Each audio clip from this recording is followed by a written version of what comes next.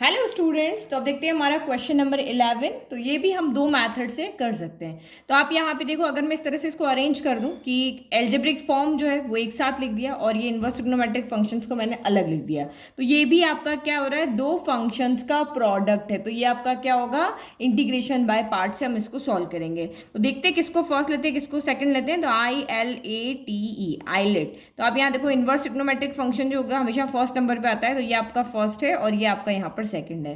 तो पहले इस मेथड से कर लेते हैं, उसके बाद हमारा वही लेट करने वाला मेथड है, तो उस मेथड से भी हम इसको यहाँ पर सॉल्व कर सकते हैं। तो सबसे पहले आप यहाँ पे देखो, फर्स्ट को हम यहाँ पे एज इट इज रखते हैं कॉस इनवर्स एक्स, और इंटीग्रेशन ऑफ हम यहाँ पे क्या करते हैं सेकंड का, तो x upon in root of 1 minus x square आपका क्या हो गया, dx हो गया। फिर अगेन जो आपकी टर्म है उसको एज इट इज लिख लो, cos inverse X integration of x upon in root of 1 minus x square dx हो गया। यहाँ पे आप d बाई dx लगा लो, ब्रैकेट बना लो और इंटीग्रेशन लगा के dx लगा लो और माइनस हो गया। ठीक है, तो अब यहाँ पे सॉल्व करते हैं। अब ये आपका यहाँ पर हो गया cos inverse X integration of this, तो ये मैंने आपको पीछे सॉल्व करवाया है, ये रहा देखो, हमने अभी क्वेश्चन नंबर 10 में ही किया ना, ये रहा integration of x upon in root of 1 minus x square. तो वही हमने डिनोमिनेटर को t लिया, फिर डिफ्रेंशिएशन किया, तो आपका x dx की जगह माइनस का 1/2 dt रख लिया, तो ये हमारी फॉर्म हो गई यहाँ पर। और उसके बाद में इसका जब सोल्यूशन आया वो कितना आया, माइनस का in root of 1 minus x square आया। सेम यही इंटीग्रेशन यहाँ पर भी है जो हम यहाँ पे सॉल्व कर रहे हैं। तो इस इंटीग्रेशन में आप क्वेश्चन नंबर 10 में जैसे मैंने समझाया था एज इट इज वैसे ही, तो इसका सोल्यूशन आप यहाँ पे डायरेक्ट वहीं से लिख लेते हैं, minus in root of 1 minus x square हो गया। फिर minus integration of d by d x of cos inverse x क्या होता है, तो minus 1 upon in root of 1 minus x square होता है। और इसका आपका कितना रहा, फिर से वही इंटीग्रेशन है सेम, तो यही आंसर आएगा, minus in root of 1 minus x square आ गया और ये dx हो गया। तो आप यहाँ पे क्या देख रहे हो, एक बार ये हम minus in root of 1 minus x square हम आगे ले लेते हैं और कॉस इनवर्स एक्स ऐसे लिखते हैं। फिर माइनस माइनस क्या होगा आपका प्लस हो गया। फिर इंटीग्रेशन ऑफ न्यूमरेटर में भी 1 माइनस एक्स स्क्वायर है रूट में, और डिनोमिनेटर में भी सेम है, तो ये आपका यहाँ पर क्या हो जाएगा, इस टर्म से ये टर्म आपकी वन टाइम कैंसिल होगी, तो इंटीग्रेशन ऑफ आपका क्या बचा, dx बचा। तो minus in root of 1 minus x square cos inverse x हो गया। और यहाँ पे आपका क्या हो गया, अच्छा यहाँ पे प्लस क्यों होगा, हमारे पास तो 3 माइनस है ना, 1 2 3, तो 2 मिलके प्लस हो गया और प्लस माइनस तो माइनस हो गया ना, तो यहाँ पे माइनस ही रहेगा। तो इंटीग्रेशन ऑफ यहाँ पे क्या हो गया, dx हो गया।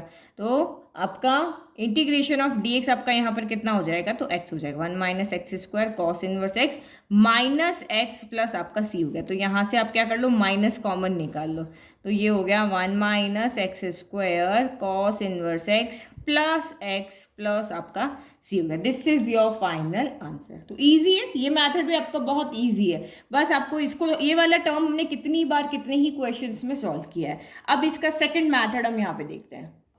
तो देखो ये वाला जो क्वेश्चन है ना, वो हमारा मेथड ऑफ सब्स्टिट्यूशन से भी सॉल्व हो जाएगा। कैसे, क्योंकि देखो कॉस इनवर्स एक्स को अगर मैं यहाँ पे t मान लेती हूँ, मैंने माना कि कॉस इनवर्स एक्स यहाँ पे क्या है, मेरा t है, तो अगर मैं इसका डिफ्रेंशिएशन करती हूँ, तो कॉस इनवर्स एक्स का डिफ्रेंशिएशन क्या होता है, माइनस का 1 upon in root of 1 minus x square dx equal to यहाँ पे आपका क्या हो गया, dt हो गया।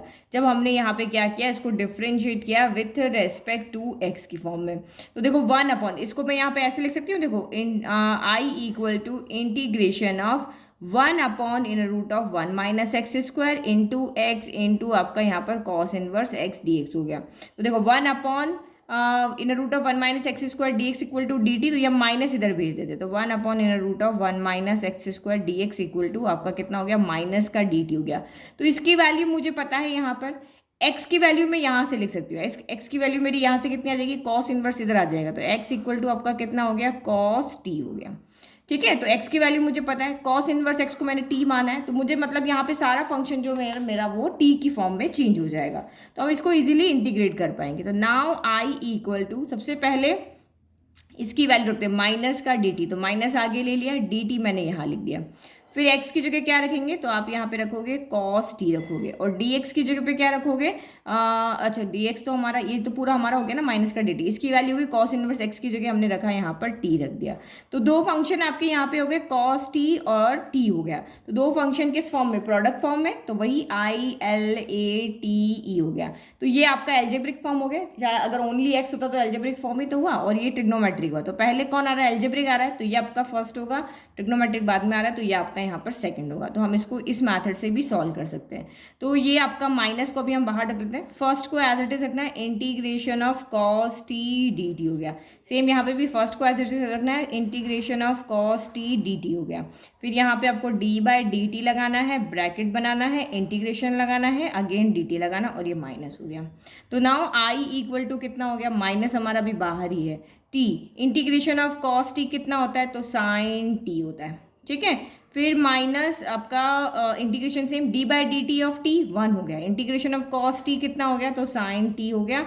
और अभी हमें इसका इंटीग्रेशन फिर से करना है, तो यहाँ पे dt लगा लेते हैं। तो ये कितना हो गया, i इक्वल टू माइनस का t sin t minus integration of sin t कितना होता है, तो ये आपका माइनस का cos t हो जाता है। तो यहाँ पे लिख लेते हैं माइनस का cos t, और ये आपका प्लस c हो गया। बस अब आप माइनस वाले साइन को अंदर लेके आ जाओ, तो माइनस का t sin t प्लस आपका कितना हो गया, cos t प्लस c हो गया। तो अब देखो आपका क्वेश्चन किस में है, cos की फॉर्म में ना, तो यहाँ पे आपको कहीं पर भी साइन नहीं दिखना चाहिए। तो हमें ये तो ठीक है, क्योंकि हमें वैल्यू रखनी है, तो हमारे पास sin t की वैल्यू थोड़ी ना यहाँ पे नहीं है ना, तो हम इसको नहीं लिख सकते, तो इसलिए इसको हम चेंज करते हैं। तो i इक्वल टू माइनस का t, साइन t की वैल्यू क्या हो जाएगी, 1 माइनस कॉस स्क्वायर टी। तो ये हमारा sine square theta plus cos square theta equal to 1 होता है ना, ये वहाँ से हम लेकर के आए। तो अब यहाँ पे आपका कितना हो गया, एक सेकेंड क्या गड़बड़ किया हमने, माइनस माइनस ये प्लस हो गया, बट ये बाहर का माइनस अभी हम रहने देते हैं।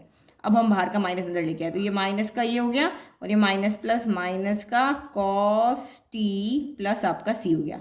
अब आप यहाँ पे सबकी वैल्यू रख सकते हो, क्योंकि हमें सबकी वैल्यू पता है। माइनस टी की वैल्यू कितनी है, तो कॉस इनवर्स एक्स है, तो ये रखो यहाँ पे कॉस इनवर्स एक्स रख दिया। फिर in root of 1 minus cos T की वैल्यू, तो कॉस टी की वैल्यू आपकी एक्स है, तो ये आपका एक्स स्क्वायर हो गया। फिर ये आपका कॉस टी की वैल्यू कितनी है, आपकी एक्स है, तो ये एक्स हो गया, प्लस आपका यहाँ पर कितना हो गया, सी हो गया। तो अब यहाँ से आप फिर से क्या करो, माइनस कॉमन ले लो, माइनस कॉमन ले लोगे तो क्या हो जाएगा, कॉस इनवर्स एक्स। इसको हम आगे लिख लेते हैं, क्योंकि ये ऐसा लग रहा है जैसे ये दोनों प्रोडक्ट में है ना, ये दोनों प्रोडक्ट में नहीं है, तो इसको ऐसे लिख लो, 1 minus x square cos inverse x plus x plus c, this is your final answer.